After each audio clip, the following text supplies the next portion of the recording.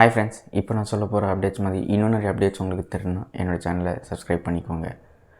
பராசக்தி சுதா கோங்கரா ஒரு டேரக்டராக இருக்கிறப்போ கிரிட்டிசிசம்ஸாக இருக்கட்டும், ரிவ்யூஸாக இருக்கட்டும், எல்லாமே அக்செப்ட் பண்ண தெரியணும். ஏன்னா இருக்கிற ஃபீல்டு அப்படி அந்த ப்ரொஃபஷன் மட்டும் இல்லை, எந்த ப்ரொஃபஷனாக இருந்தாலுமே கிரிட்டிசிசம்ஸை அக்செப்ட் பண்ண தெரியணும். இப்போ ரீசெண்டாக இவங்க பப்ளிசிட்டிக்காக பண்ணாங்களா இல்லை ட்ரிகர் பண்ணணுன்னு பண்ணாங்களான்னு தெரியல.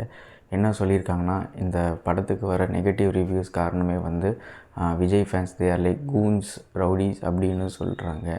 அப்போது இவங்க எந்த படம் வேணாலும் எடுப்பாங்க, அப்போ நம்ம குறைய சொல்லக்கூடாதா? ஃபர்ஸ்ட் ஆஃப் ஆல், இந்த சுதா கோங்கரா எடுத்த இறுதி சுற்றே ஒரு திருட்டு ஸ்டோரி தான். அது இவங்களுக்கு சொன்னால் கோவம் வந்துடும். நீங்கள் அந்த ரீல்ஸ்லாம் சிலது பார்த்தீங்கன்னா தெரியும். உண்மையான ஒரு அத்லீட்டோட ஸ்டோரியை மிரட்டிலாம் எடுத்து இவங்க படத்தை எடுத்திருக்காங்க. அது இவங்களுக்கு தப்பாக தெரியாது. பட் ஆடியன்ஸு ஓகேவா 200 கொடுத்து ஒரு படத்தை போய் பார்க்குறாங்க. அவங்க ஏதாச்சும் சொல்லிட்டாங்கன்னா இவங்களுக்கு தப்பாக தெரியுதா?